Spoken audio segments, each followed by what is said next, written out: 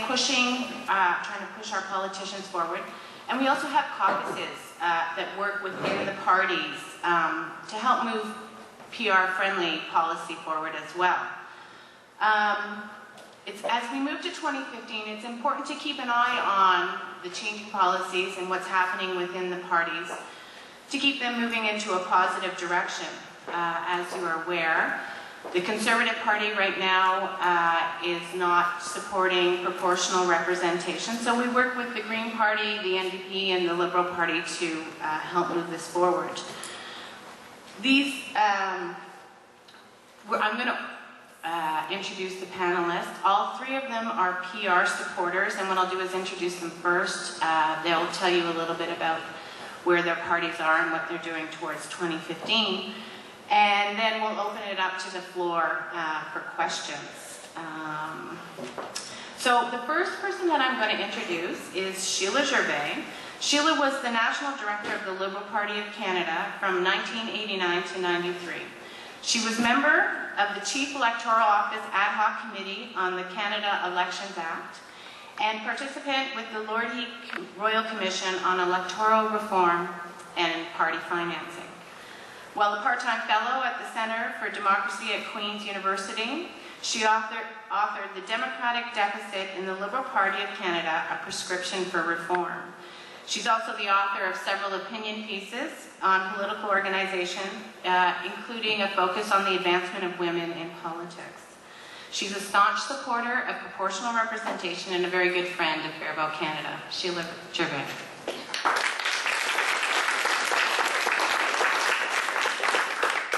Do you want to come up here and say a few words? Oh, I thought we were all being introduced and then... Do you want me to introduce everyone? It's up to you. I'm much more comfortable. Great. Okay. If you're more comfortable. Sure. Because I don't have a big formal speech, so, and you won't see me.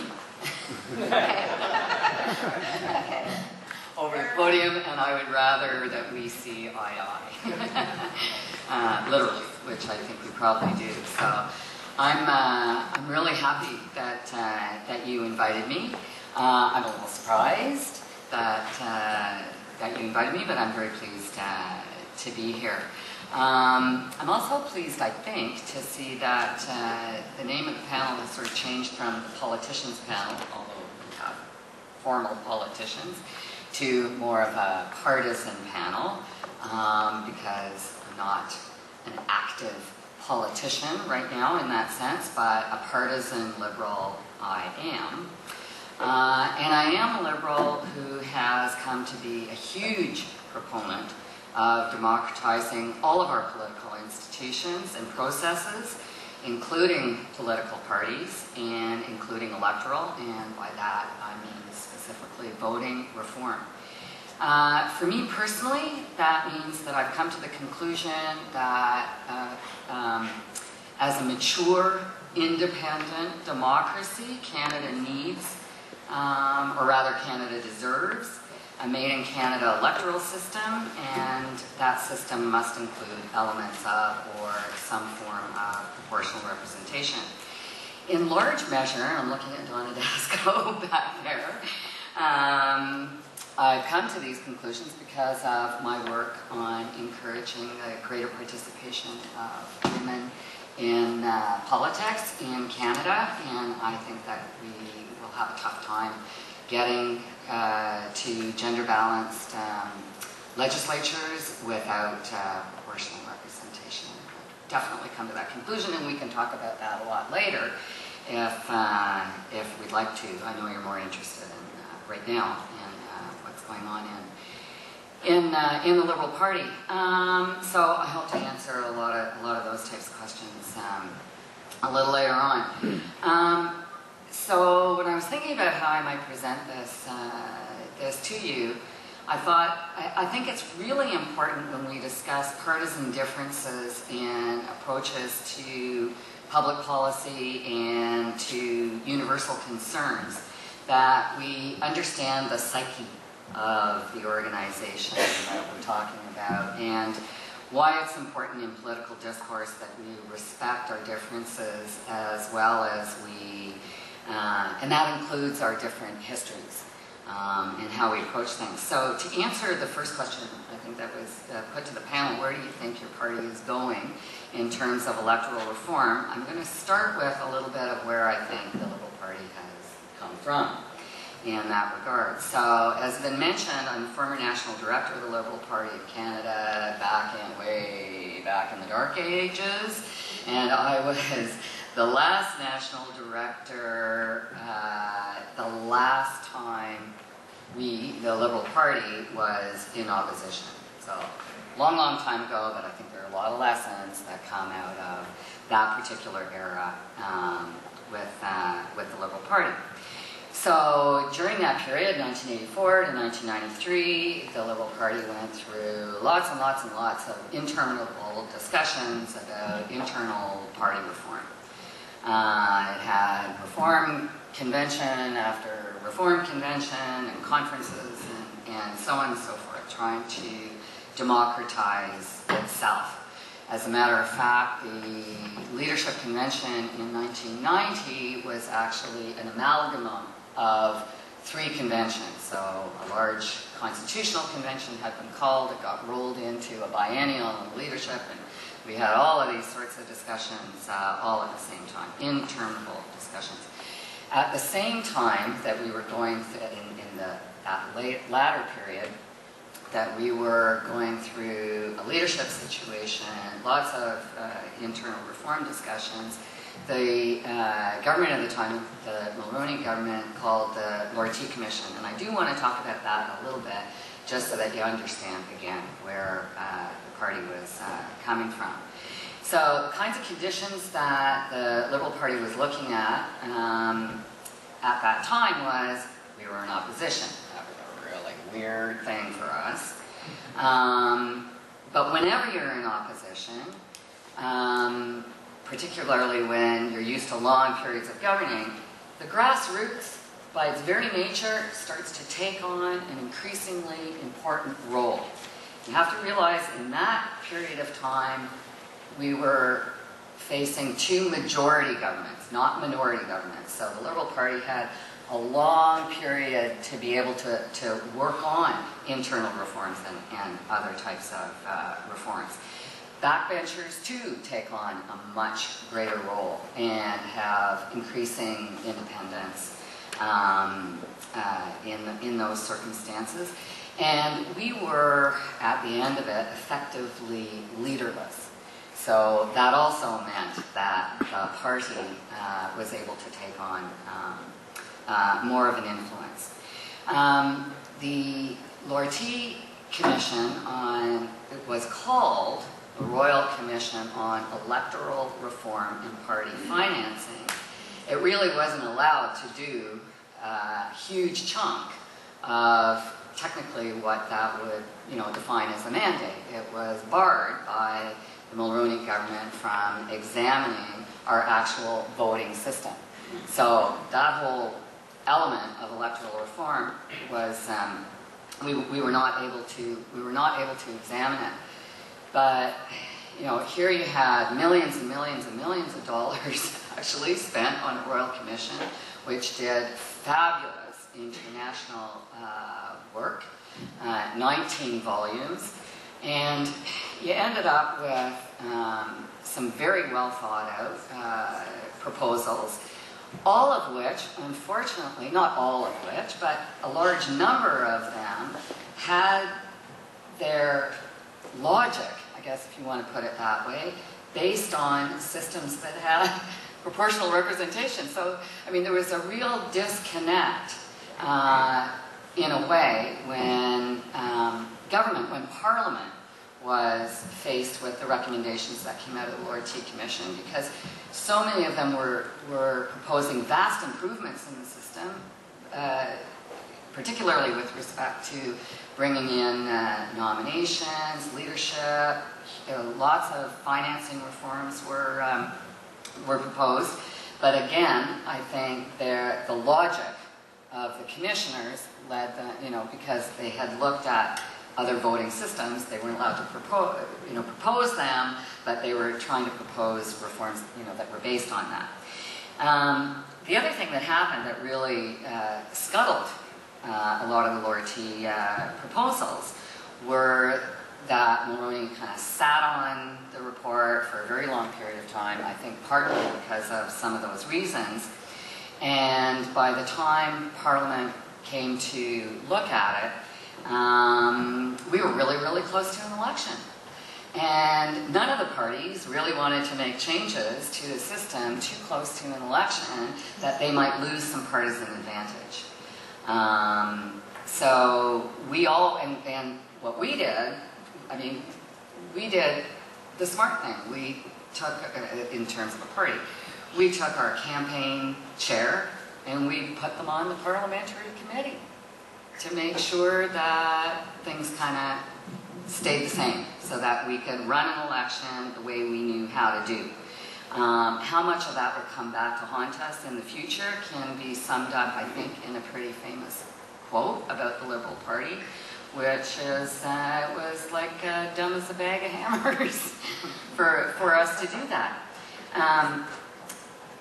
Because the other condition is that leaders like to do the right thing when it's not going to come back to haunt them. So what coming out of all of that process, where going into an election, feeling like we're the natural governing party, why would we want to change anything in the system? It's not going to advantage us. You know, we're better off going with what we know, is that years later, 10 years later, more than 10 years later, Jean Chrétien made a significant number of the changes from the Lord T Commission in the Canada Elections Act. So he brought nominations under, and as a sidebar, the women in all of the parties worked very, very hard to make sure that there were a very fair set of financing thresholds related to that. He brought leaderships under, and he worked very, very hard to remove the influence of money and outside organizations in the system, because he had seen how all of these things had really harmed his party, significantly harmed his party. But it was much easier for him to do that in a majority situation. He's leaving après moi la déluge. So I'm trying to explain all of this so that you get a bit of the understanding of the psyche of, you know, natural governing party and how all the, and I do put that in quotes, I'm not quite that arrogant. And what I think, you know, what all that points out is that, all the Lord T kind of discussion points out is that with the voting system excluded out of any of these types of discussions, which we're continuing to see happening on Parliament Hill right now, we're presented with solutions without the key underlining peg. If we'd had PR then, when we had those types of discussions, we'd probably not be going through all of the wranglings that we're not going through about all of our other democratic processes, because we would have had a more collaborative parliament, and I think a lot of those things would have fallen much better in place. So then the Liberal Party hit a really uncomfortable, a really unnatural period, loss of power, and serial leadership. And that's a really, really difficult thing for a party that is so leader-centric. It ended up with leadership that, when it should have been, as happened when we were in opposition before, that should have been listening more and more to the grassroots, actually clamped down and continued the policy of top-down policy development. We were in a minority parliament, and we really didn't know how to respect that either. So now we're reduced to a parliamentary party with less political influence than we've ever had, even when we've been in official opposition before, and we've been forced to forge a better relationship with our membership. The value of minority parliaments, the value of coalitions, if I can use that term, and shorter reigns between our parliamentary leadership and our grassroots. And I think that was evidence to an extent in the leadership race that we ran. So the new conditions that the Liberal Party is looking at right now is that we're the third party, serial minorities, now in a majority situation. We're learning from those types of circumstances, the hard lessons, the things that are harming our party. We have a very interesting, I think, what I call sort of a combination caucus, that we have some of the most experienced parliamentarians sitting in our caucus, who actually happen to be some of the more progressive. And we have some brand new, sort of bright-eyed and bushy-tailed newbies, if we can put it that way. We had a very interesting policy discussion during our leadership process, and that is where the majority of policy discussion goes on, I would venture, in any political party. And I am going on a little bit too long, so I'll maybe leave aside, but I'll just throw out the example of where our party has come to on the question of legalization of marijuana as an example of how that leadership process, I think, influenced. So our current leader, Justin Trudeau, during the leadership process was publicly not in favor of the legalization of marijuana. Most of the other candidates were, and I would venture a guess that when you've got a leader who is elected with such a large majority, 82% of the voting population, that didn't necessarily get elected because of the policy discussion. The policy discussion that really happened in the party happened amongst the other 8 candidates. And that he actually realized that, and we should make, and that's why he eventually came around to the position on the legalization of marijuana. And that one of the hints that we may want to do in approaching the Liberal Party is remind them of that policy discussion that went on amongst all of the other candidates, where there was a lot of discussion about democratic reforms and democratic deficit and all those sorts of things. So that has produced that. We have a new policy development process in the party as well, which is a little bit more democratized. And at our convention in 2012, we adopted some limited reforms in that regard. And I think you're all aware that at that convention, the party adopted a policy of favoring preferential ballot. I don't know how many of you have known, sort of the real lessons of that. I mean, what happened at that convention was there were 2 competing resolutions. One was preferential ballot, which was rather nuanced, and the other was PR, but it was just PR. And it was the very traditionally, you've heard Larry talk about, the very traditional standard form of PR. And our democratic reform critic at the time, who was Stéphane Dion, who, as you're probably aware, is very much in favor of proportional representation, spoke against that resolution for most of those reasons, and felt that it was politically better to take what he called sort of the first step of reform of supporting preferential ballot. The difficulty is that then becomes, sort of the dogma. So that's why I'm saying that we adopted some limited reform at that point.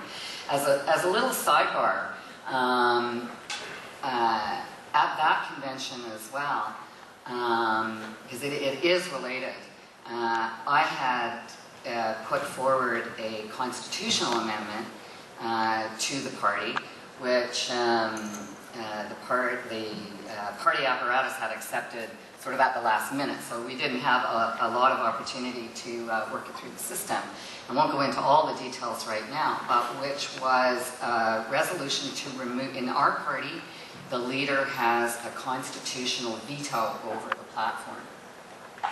And it was a constitutional amendment to remove the leader's veto over the platform. It was supported by the interim leader at the time.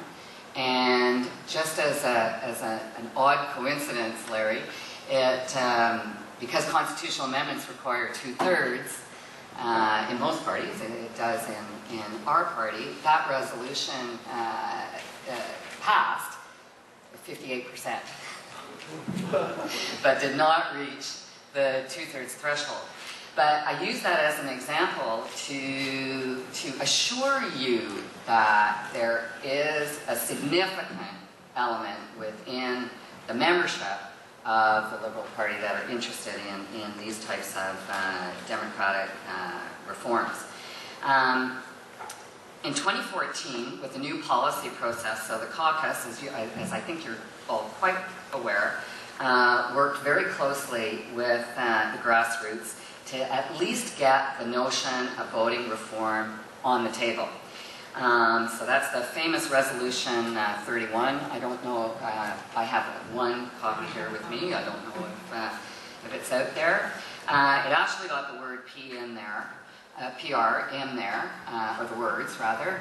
But it's very important to note that it did not make the Liberal Party a pro-PR party. That resolution did manage to get the consideration of proportional representation as part of the party policy. But it's fairly clear in its wording that we are not a pro-PR party. So what the party general policy now says, and this is not Resolution 31, but with respect to, and so this is my long way around of sort of answering the question, where is the Liberal Party? It says that the Liberal Party of Canada believes that Parliament should belong to the people instead of the Prime Minister. Liberals are committed to exploring parliamentary and electoral reform in order to realign our institutions with democratic principles and to ensure more meaningful and effective representation. So you could say that pretty much, I mean, basically what that says, and I think that that's a lot of what many of our caucus members, as well as many people in the party favor, is that there be a royal commission. I mean, that's really what I think they were getting to in terms of Resolution 31. And that's really where the concept of electoral reform and the Liberal Party of Canada is at. Now, I know this is the more important part, so and I don't really want to rush it through, but I was so stimulated by all the earlier discussions that have gone on that I've made furious notes, and I probably changed a lot of what I was going to say. But the second question that you wanted us to speak about is how to get your party more in line with the goals of Fair Vote Canada. So, we can define those goals. I guess you do define those goals. We do. I'm a member, I should say. That we define those goals as 2015 being the last unfair election in Canada. So I think that the Liberal Party may look at it that we are helping you to meet that goal because of the party position that we have. So that we would be conducting a citizen-led consultation process immediately following the next election to try and determine the best model of electoral reform. In your case, you would say the best model of proportional representation. So, in a sense, check that one off. Okay? I think one of the things that Fair Vote Canada has to do is recognize and respect, frankly, the huge step that was taken by LPC, and we have to learn how to use that in our language and our approaches within the Liberal Party. You have to remember that psyche that we have, and the fact that we are actually pretty much in line already with your goals. Your goals are 100% PR. You may never get 100% of your goal out of LPC before an election. But with respect to LPC, you may have to focus your discussions more on the design of the process than necessarily the concrete outcome. What are my little notes here that I thought were so important? Yeah, I mean, speak our language as opposed to necessarily just calling us out all the time. Realize that there's a lot of support, as I've said, within the party for reform. Realize that the party membership has extracted a greater degree of say and control over the Liberal Party platform process, and that the leader has said that he will relax party discipline when we're in government, or even simply after the next election. But if we are in government, except for certain things, obviously money matters, but items that are in the platform. So focusing your efforts on the platform. I know right now Fair Vote Canada has been focusing most of its efforts on the caucus, because we are a very caucus-driven and very leader-driven party. But there are many other bodies within the party that I think we should be focusing our efforts on. And the platform committee of the party, I think, is one that we should be demanding to lobby. That we should be vocally and even publicly saying to the party, we want to meet with your platform committee and discuss all of these things, so that you can extract that concrete promise to have a lot of this put concretely into the platform, as opposed to just being something that people can point to. You have to use the mouthy influencers like me, and I will pledge to try and help find more of those.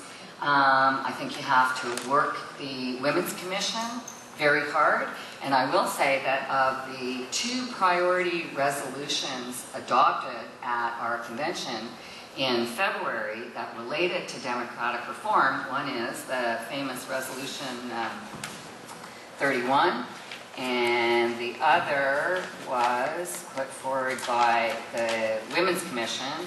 I have it here, and it's about, it was titled, Redressing the Democratic Deficit for Women in Parliament. So the Liberal Party, the 2 areas that the Liberal Party moved on, so I'm saying work the Women's Commission in the Liberal Party of Canada as well. I've got many, many more suggestions for you, but I think we'll probably have to... I've gone way over my time. Yeah, well, I know there's lots of people who want to ask questions, so we'll stop you there for the moment and move along.